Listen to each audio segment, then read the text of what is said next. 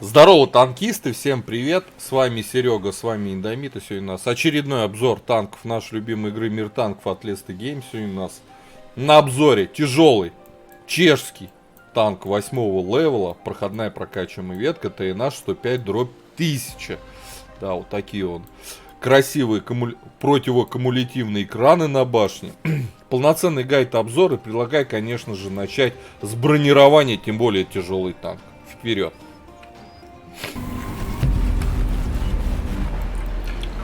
Так, Collision модель нашего TNH 105 тысяч, NLD 170, очень ослабленная зона, конечно.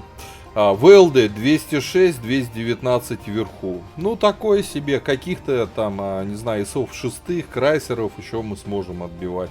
Рамбанули даже вон уже 233.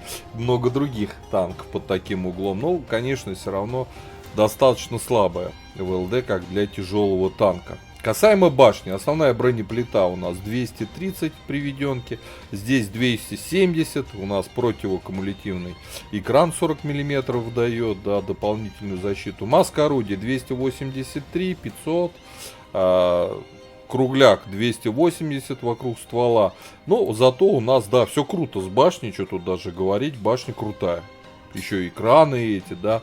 Но у нас есть вот такой замечательный люк 150 миллиметров. Он просто эпических, огромных, высокий он, огромных размеров. И попадать туда ни у кого никаких затруднений не будет. А теперь касаемо бокового бронирования 86-95 вверху. Вот, значит, смотрим. Да, танковать мы сможем, хорошо сможем. И здесь сможем, но будем подставлять вот эту щеку, в которой приведенка 227. В принципе, она не такая уж большая, а на среднем расстоянии танковать от борта будем знатно. Так, с броней разобрались, давайте смотрите основные модули. Нам предлагается три пушки. Стоковая пушка с бронепробитием 188. Еще одна. И вот топовое орудие. Значит, смотрите, альфа везде одинаковая. Бронепробитие у нас только на притоповой топовой одинаково. Здесь, естественно, меньше. Заряжается у нас пушечка. Здесь у нас цикличка сток. 11 секунд. Вот притоповая пушка барабан на 2 снаряда. Последняя топовая циклическая. Вот, заряжается 10 секунд, это 11. ДПМ у нас 1500 на барабане, 1700 на стойке и 1920 на топе. 0.35 точность на циклической топовой, 0.4 здесь, 0.38 здесь, 2.7, 2.7, здесь 2.3. По всем параметрам точности, времени сведения, заряжания, ДПМ, у нас лучше циклическая пушка, нежели все-таки вот это вот. Поэтому рекомендую начинать играть все-таки не на стоке, а на предтопе, но в конце пересаживаться на топовую пушку. Потому что по всем параметрам она круче, чем барабанная.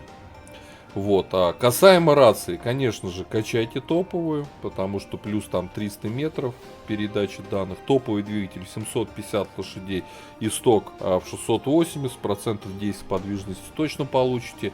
Топовая ходовая 30 градусов в секунду, здесь 27 плюс 3 градуса в секунду вам ходовая тоже прибавит. Полевая модернизация. Во втором блоке вездеходная ходовая. Так. Сколько у нас время сведения? 2.05. Отлично. На точность берем отстройку параллакса в четвертом блоке, звукоизоляцию в пятом, ну и в шестом блоке вторым слотом берем мобильность. Значит, на мой взгляд, здесь два варианта сборки. Улучшенная закалка и стаб присутствует у вас всегда. А вот вместо вентилятора вы можете поставить себе турбину, потому что танк реально медленный. Вот мне подвижности без турбины не хватает. Но в целом вентилятор, конечно, этому танку тоже много чего полезного дает. Поэтому попробуйте сначала на вентиляторе, потом попробуйте с турбиной. И, кстати, если выкачите полевую модернизацию, помню, что мы ее берем на мобильный второй слот, тогда турбину ставите во второй слот, а стаб в третий. Касаемо снарядов. Основной у нас ББХ летит почти косарь, 900, ой, косарь. Ну да, почти косарь, 930 метров в секунду, и 1020 летит подкол, это голда у нас. Ну такая средняя, прям не сказать, что супер скорость полета снаряда. По снаряжению ремка, аптечка, автоматический огнетушитель, можно, как я иногда, ставить до паёк, экипаж, 4 члена экипажа. Вот, Перки сейчас наблюдает перед собой в таблице по плюсам и минусам машины. УВН минимально комфортный, минимально. У нас присутствует минус 7. Скорость полета снаряда средняя. Вот. Бронепробитие, в принципе, неплохое, как для тяжелого танка вообще в целом, а особенно время сведения и точность. Это тяжелый танк, извините, а точность на тяжелом танке в 0.31 и время сведения в 2.05 это реально уникально хорошие характеристики. Поэтому по пушке в целом плюс. По мобильности, если без турбины, жесткий минус. Если с турбиной, все равно минус. Даже с турбиной этот танк едет хреново. Ну вот такой вот он какой-то. Не доработали чехи с точки зрения двигателя что-то. По ХП 1650, чуть меньше стандартного. По мобильности, вот сейчас, без турбины, 50 вперед, 15 назад. Но вот этот полтинник, он почти никогда без турбины не набирает. С турбиной будет набирать, без турбины нет. Вот. По обзору у нас 426 метров. И это, опять же, у нас тут еще вентилятор стоит, инструкция на вентиль. Чуть-чуть больше стандартного параметра. Плюсы и минусы основные танка. Танк, в принципе, хорошо играется от башки, да. Но есть вот такой вот чердак у нас, лючок. И приходится, как умалишенному, постоянно на месте мансовать, чтобы вас не выцеливали, так сказать, в этот лючок. В остальном же башня, опять же, благодаря вот этим противокумулятивным экранам, вполне себе годная. И у нас очень неплохое орудие по точности, по времени сведения, что очень все, вот эти все вещи сказываются на комфорте игры на этом танке именно в режиме перестрелка. Предлагаю уже отправляться в бой, давайте посмотрим, как-то и наш вообще как бы играется в современных боях. Погнали. Так, обзор боем ТНА 105 тысяч. Чех, тяжелый танк, проходная прокачиваемая ветка. Попали к десяткам, это боль.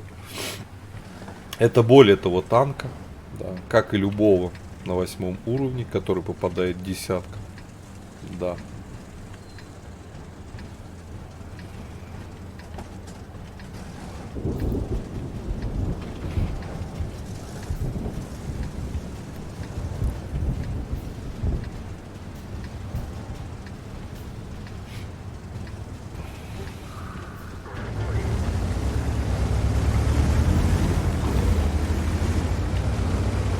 Поедем на гору, что? Что им пытаться там делать? Такая вот подвижность у нас.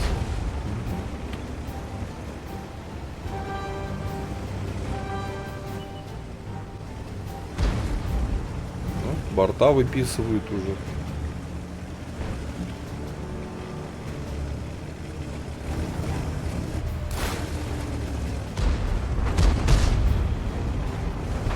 Бачат-то зря запустили, наверное. Его теперь выпушивать надо.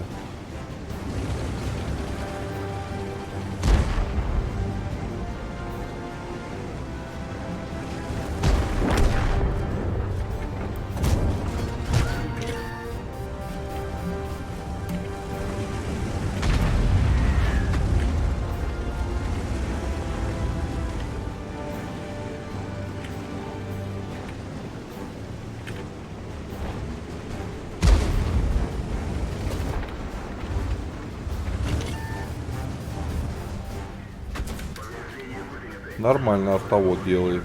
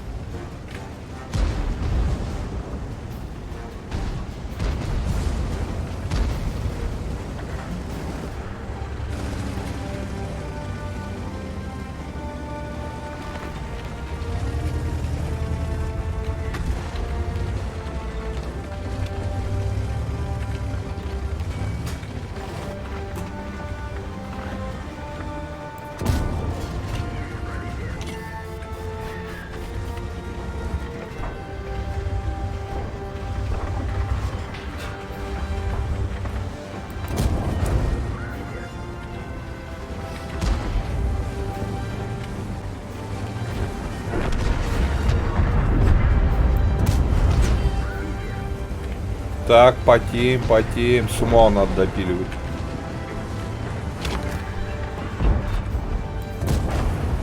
Добре.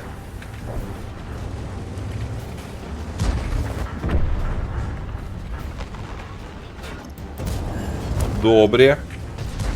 Все.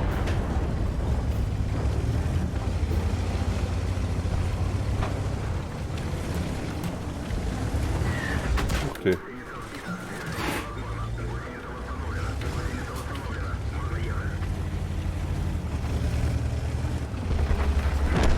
Добре. Вот это выстрелы. Так, ну чё, 2К дали, 600 насветили, 2400 сумма. У меня план по восьмеркам всегда один, 3К.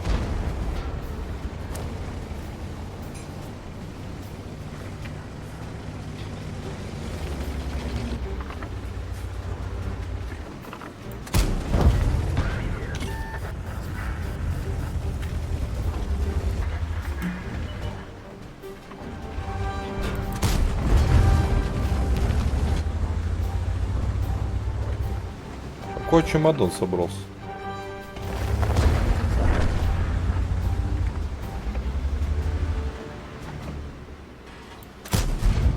Все.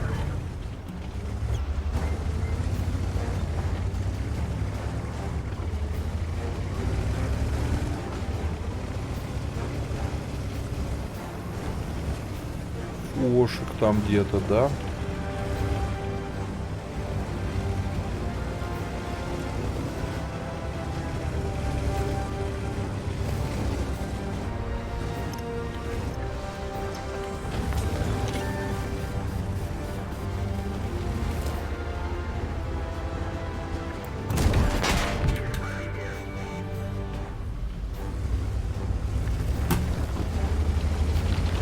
Давай, давай, давай, давай, вперед.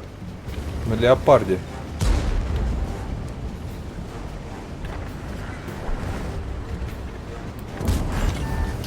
Дали еще, хорошо. Все. С этим покончено. Так, а где у них? Ух ты, ух ты, ух ты. Епись, епись, епись. Он там стоит, да. Все, тихо. ХП нету. Ты гля. Какой епись наглый. По остаточному засвету меня газовал, да?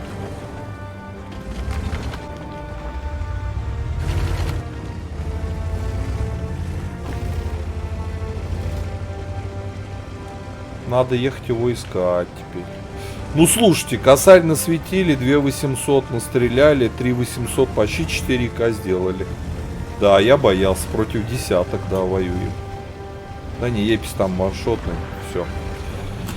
Ну, что можно сказать за этого чеха? Ну, на цикличке он еще нормально играется. Вот именно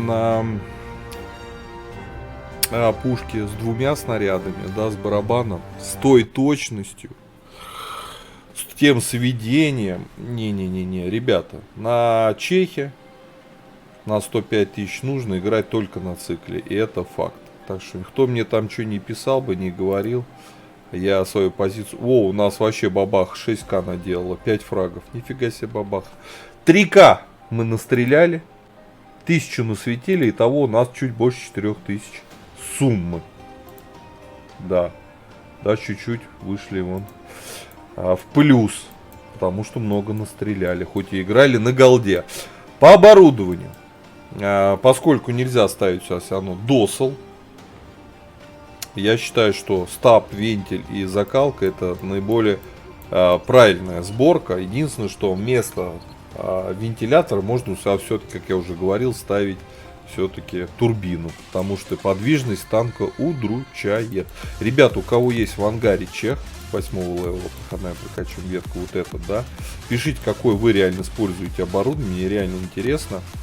Вот, ставьте лукасы, подписывайтесь на канал, я танчику ставлю 4 с небольшим минусом по пятибалльной системе. Вот. Ну и хочу вам сказать, до скорых встреч, пока. Поддержи брата-танкиста лайком под этим видео, подпиской на канал, ну и, конечно, прожми колокольчик, чтобы быть в курсе всех новых стримов и самых последних обзоров по нашей любимой игре.